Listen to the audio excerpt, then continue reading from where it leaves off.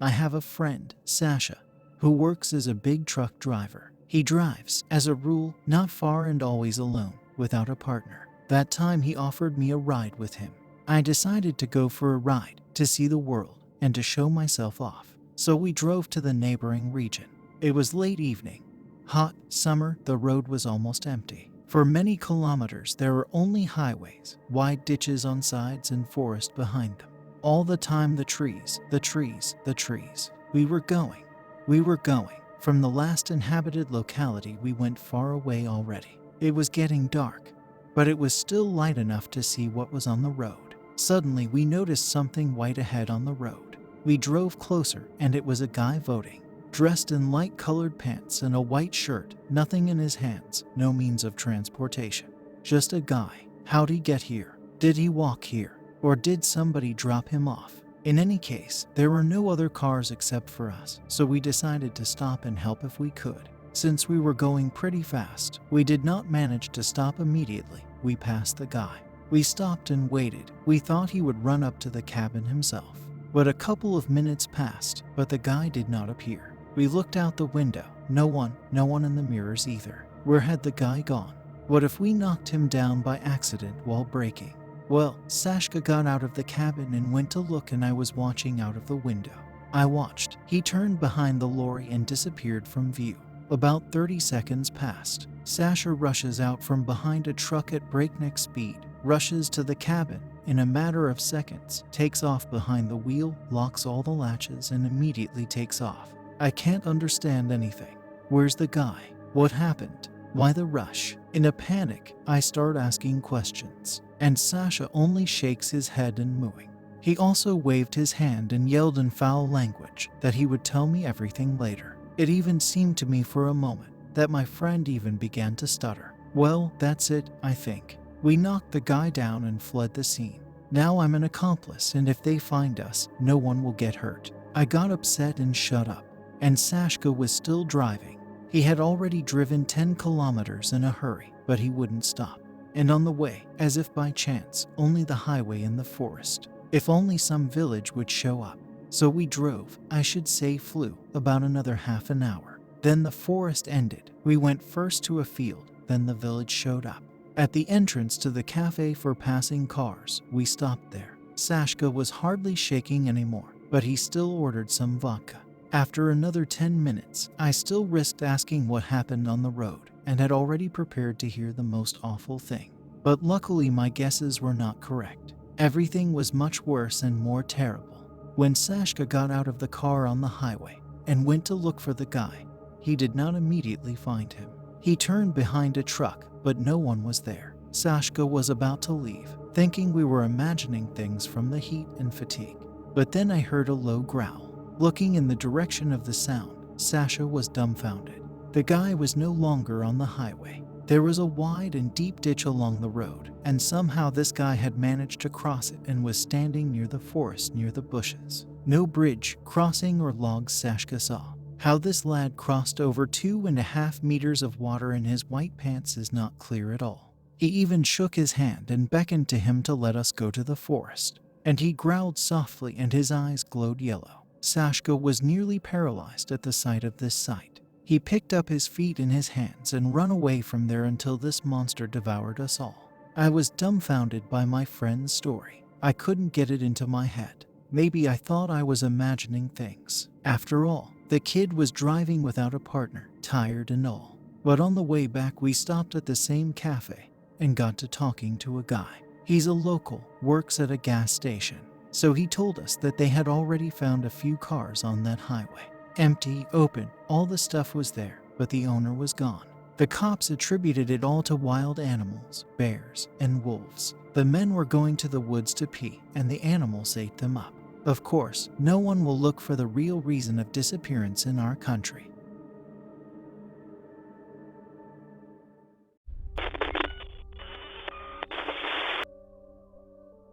Have you ever seen death? I think so. Relatives, acquaintances, and just millions of strangers around the world leave. And have you seen the scenario of your own departure? Has it ever happened that the red-eyed wolf swept by, touching your hand with his prickly fur? Just a little more. And that was it, the end of being. This event happened in my life on August 13th, 1993, 23 years ago. I felt every moment of it keenly. It was summer, the beginning of August. We, freshmen, finally got through our summer session. We sat for political economy 3 times, following all the rules for incorrigible losers. All summer, 42 people. Yes, that's how many people were swamped. We went with these damn textbooks, articles, workshops. There was with me in this team an amazing classmate and fellow student, Olga K. A girl with a complicated character, bright, demonic beauty, but totally unhappy in love. She had a reputation as a black witch. But what kind of a witch at 17? But no, Alia could silence a lecturer halfway through a word or trip a passing student.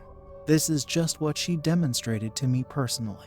She took no pleasure in her own abilities and almost never used them. She was at that time in perfect disarray. Her lover had left to study in another city and cut off all contact. His parents just didn't like Olga. So, I digress a little. We took the goddamn exam, ruining the summer vacation months. August 13th. Total feeling of freedom, euphoria. I wish we had a summer tale before the second year. Dressed up, in high spirits, we stroll with a girlfriend down the local Broadway, laughing and bouncing. A passing car stops, a dark green Mercedes, an amazing apparatus for provincial girls of the last century, and a nasty red-headed guy, a cop, was sitting in the car. He had a bad reputation. He was a womanizer, a philanderer, a slut, just for show. But he chose the prettiest girls, so it was flattering to me, a little fool, in a way. He begged me to ride for about 10 minutes, and I, who didn't watch my tongue much, with a crooked face, told him, "I'll meet you in hell, and we'll go for a ride." He said, "It's a deal," and he left, for good, but not alone.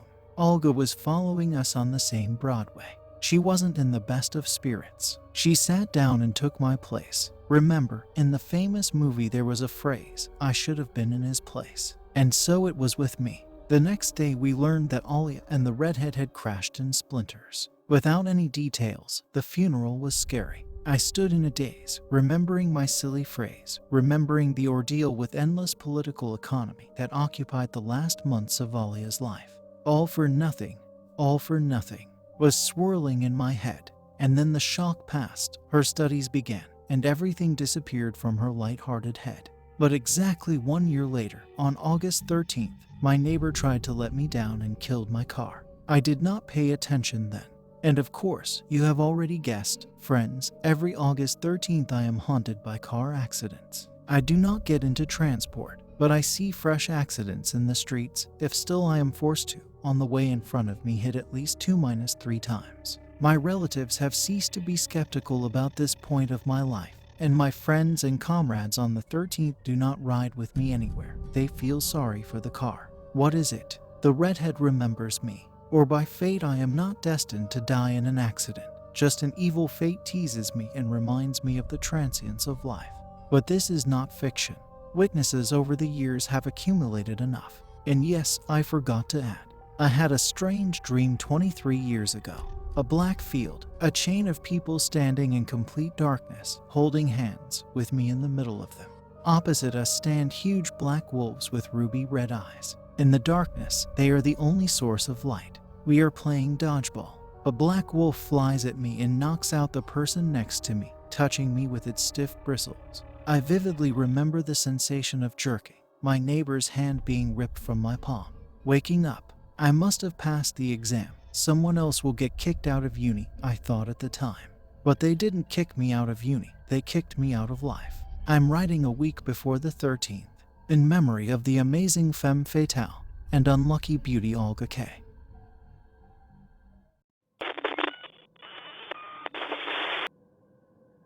It was 15 years ago. Alec had bought a serious car, a big, black one, with tinted windows. It was cool, just like he wanted. I bought it in Moscow, where, according to the seller, it had been shipped there straight from Germany. The car is, of course, used, but in perfect condition.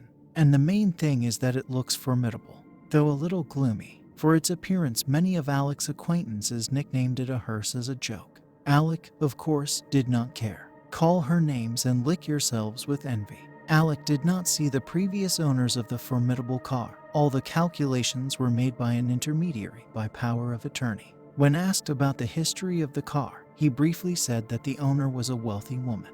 But, unfortunately, she passed away 6 months ago. For what reason? He did not explain. That's why the relatives sell the property they inherited.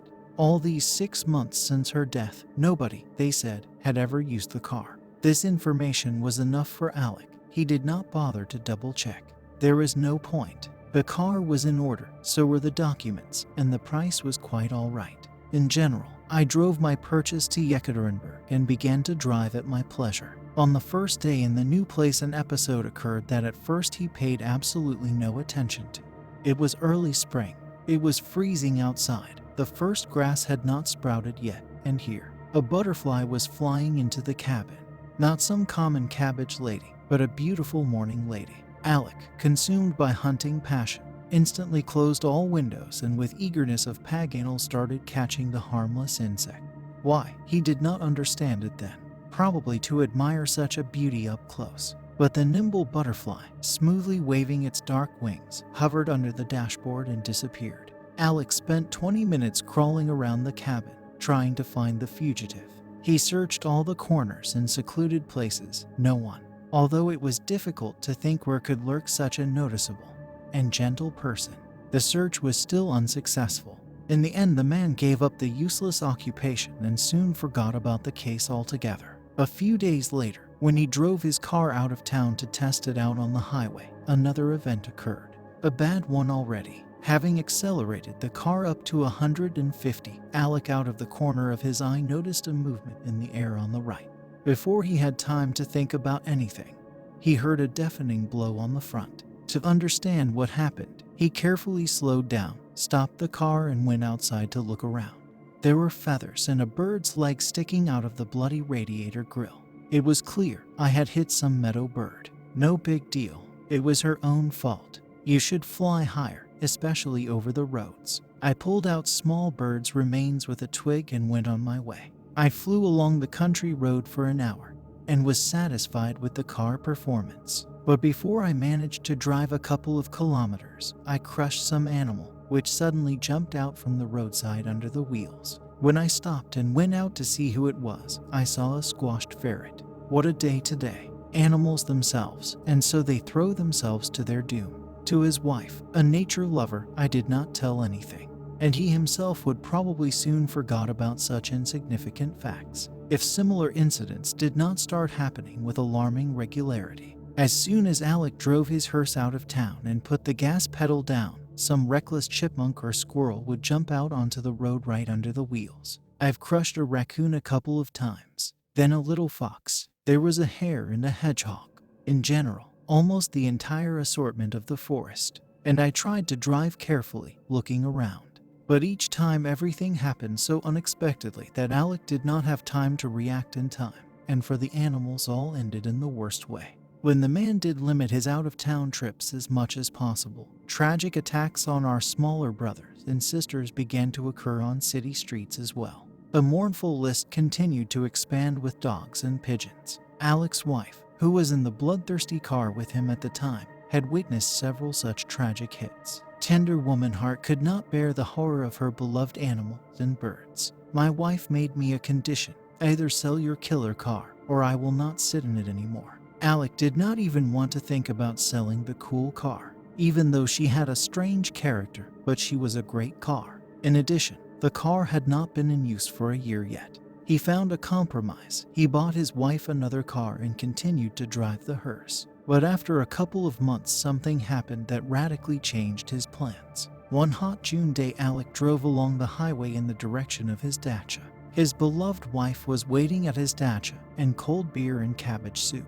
He was in a hurry to get away from the dusty city and city dwellers sweltering from the heat. Despite Friday, the road had not yet had time to fill with dacha owners and other nature lovers leaving the city. So Alec speeded up a lot, and suddenly he notices a bare-knuckled kid of about 5 years old jumping out onto the pavement ahead of him, and a huge dog on a rope behind him. I instinctively turned the steering wheel to the right. This saved the stupid kid's life, but not the dog's. The Caucasian was torn apart by the terrible blow, and the almost uncontrollable car was carried into the fields. The man, numb from shock, was able to stop it only after 100 meters, plowing through the field and jumping out onto an adjacent country road. He jumped out of the car and rushed back to the tomboy on the road. He was already long gone. He ran away with a fright somewhere in private houses. When Alec ran to the scene of the massacre, he almost vomited. Not so much from the spreading red slop, but from the heavy smell of dog and meat in the hot air. The smell seemed to follow him everywhere for days. Completely stunned, with shaking hands and on cotton legs, Alec got behind the wheel and hurried to get away from the scary place. After this incident, he decided to sell the damn hearse himself, before it was too late, out of harm's way. Of course, I had to replace the fender, headlight, and bumper. But at the thought that a 5-year-old boy could easily get in the way of the dog, financial issues immediately became irrelevant. After necessary repairs, Alec put the car for sale. A buyer was found quite soon. However, a very meticulous guy turned out. For some days he went around, examined the car. He looked everywhere. In the end, he asked to tear off the trim under the driver's seat to estimate the degree of underbody corrosion. I pissed Alec off so much with his whims that he agreed. If only he had already decided on something.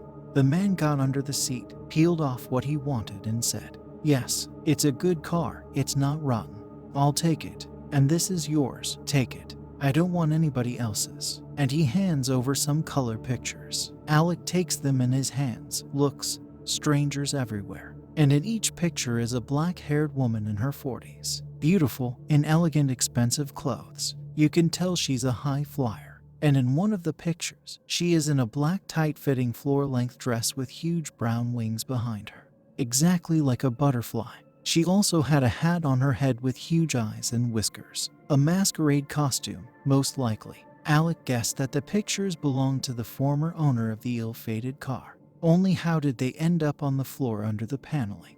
I did not explain anything to the man. He silently took the pictures as if they were his. And when he sold the car, he burned them in the stove in the country house. 2 months passed. Alec was already driving another car. Not as cool, but not from a car dealership.